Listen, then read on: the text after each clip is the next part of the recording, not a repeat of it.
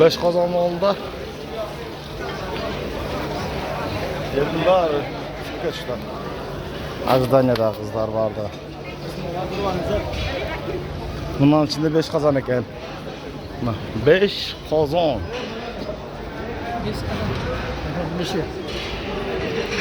Ana. Ana. Mına da kaçtı görün cuğurat. Ana da yılcıydı gel. Ana. Kazanın kattaligi. Bu yağı bir 2,5 metre var eken ha? 2,5 metre var eken ha.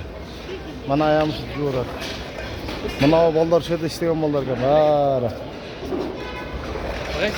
Ana kazanda. En katta kazanmış keneziyem. 2,5 metre var eken, 3 metre desek 2,70 şokolada çıkaydı, 2,70 var eken 3 desek katta kovaday.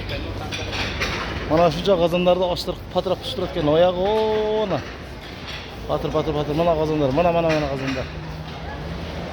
Şunca kazanın barını açıp eken.